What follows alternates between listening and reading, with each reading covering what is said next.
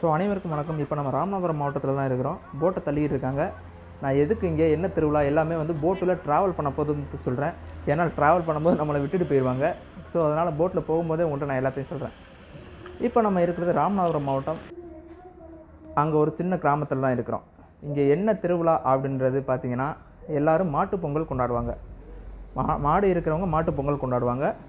So உழவர் திருநாள் அப்படின்னு பார்த்தீங்கன்னா, மீனவர்கள் எல்லாருமே அவங்க போட்டுக்கு ஸ்பெசிஃபிக்காக பார்த்தீங்கன்னா பொங்கல் வச்சு கொண்டாடுவாங்க.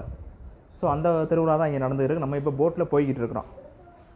இப்போ பார்த்தீங்கன்னா இங்கே கடற்கரையில் காலையில் 6 மணிக்கு சூரியன் கிளம்பி வரும்போது பொங்கல் வச்சு சாமி கும்பிடுவாங்க.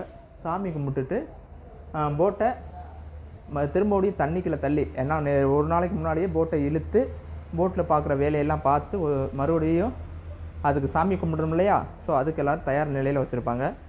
அடுத்த நாள் போட்டுக்கு பொங்கல் வச்சு காலையில் தண்ணியில் இறக்கிடுவாங்க. இறக்குனதுக்கப்புறம் வீட்டிலேருந்து பெண்கள் எல்லாம் வந்திருப்பாங்கள்ல, அவங்கள கூப்பிட்டுக்கிட்டு லைட்டாக ஒரு 10 நிமிஷம் சுற்றி பார்க்க போவாங்க. ஸோ அவங்க கூட நம்ம இப்போ போய்கிட்டு இருக்கிறோம். இங்கே என்ன திருவிழா அப்படின்னு பார்த்தீங்கன்னா, மாட்டுப் பொங்கல் அன்னைக்கு வந்து ஆயுத பூஜை எல்லா ஊர்லேயுமே வந்து ஆயுத பூஜை அன்னைக்கு கொண்டாடுவாங்க. இங்கே வந்து பார்த்திங்கன்னா ஆயுத பூஜைக்கு பதிலாக ஆயுத பூஜைக்கு ஈக்குவலாக ஒரு நாள் வந்து இவங்க எடுத்து கொண்டாடுறாங்க. இது எந்த ஊர், இந்த கிராமத்தோட பேர் வந்து பார்த்திங்கன்னா நிகழ்ச்சியோட கடைசியில் நான் உங்களுக்கு சொல்கிறேன். அதுக்கு முன்னால் நம்ம சேனலை சப்ஸ்கிரைப் பண்ணிடுங்க. ஏன்னா இனிமேல் வந்து ட்ராவல் பற்றின வீடியோ உங்களுக்கு அதிகமாக வரும். ஸோ அதை நீங்கள் தொடர்ந்து பார்க்கணும்னா நம்ம சேனலை ஃபாலோ பண்ணுங்கள். இந்த மாதிரி திருவிழா வந்து எல்லா ஊர்லேயும் கொண்டாடுவாங்களா இல்லையா அப்படின்னு தெரியல. ஸோ உங்கள் ஊரில் இந்த மாதிரி திருவிழா போட்டுகளுக்கு பொங்கல் வைத்து கொண்டாடுனா நம்ம கமெண்ட் பாக்ஸில் நீங்கள் தெரிவிங்க. அது எந்த ஊர் அப்படின்ட்டு மற்றவங்களும் தெரிஞ்சுக்கிறோம். இதுக்கு முன்னால் நான் போட்லாம் போயிருக்கேன். ஆனால் இந்த வீடியோ எடுத்து மற்றவங்க கூட ஷேர் இருக்கிற மாதிரி எதுவும் பண்ணலை.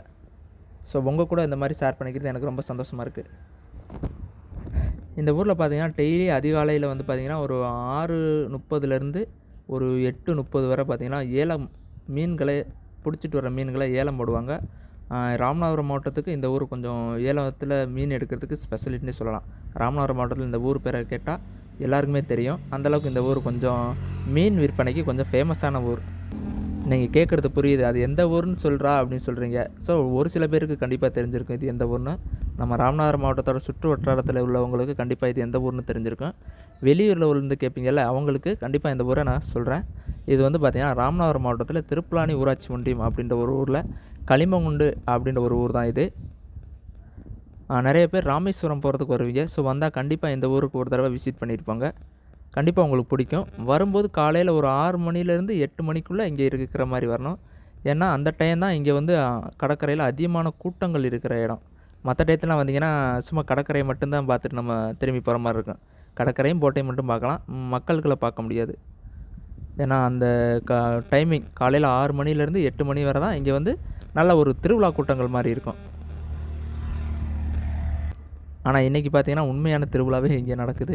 ஏன்னா நிறைய பேர் வந்து புது ட்ரெஸ் போட்டுக்கிட்டு பொங்கல் வைக்கிறதுக்கு ஒரு பொங்கலை எப்படி கொண்டாடுவோமோ அதே மாதிரி இவங்கள்ட்ட யார்கிட்டையும் மாடு இல்லைட்டாலும் மாடு ஒரு சில பேர் வச்சுருப்பாங்க. ஆனால் மாடு அதிக பேர்கிட்ட இருக்காது. ஸோ அவங்க அதுக்கு பதிலாக அவங்களுடைய போட்டுக்கு பொங்கல் வைக்கிறதுக்கு வந்திருக்காங்க. ஓஹோ, பார்த்துப்பா விழுந்துடாதீங்க. ஒரு சின்ன பொண்ணு கீழே ஸ்லிப் ஆகிட்டாங்க, அவ்வளோதான்.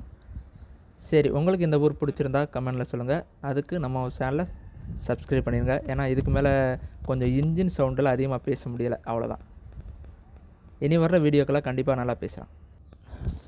இப்போ நம்ம கரைக்கு ரிட்டன் திரும்பியாச்சு. ரிட்டன் போயிட்டுருக்கு. இன்னும் ஒரு 3-4 நிமிஷத்தில் கரைக்கு போயிடலாம். ஏன்னா சுற்றி பார்க்க வந்ததே வெறும் 10 நிமிஷம் தான். அங்கே பாருங்கள் போட்டில் இப்போ தான் அவங்க கிளம்புறாங்க. ஒரு 20 பேர்கிட்ட போகிறாங்க ஒரு போட்டில்.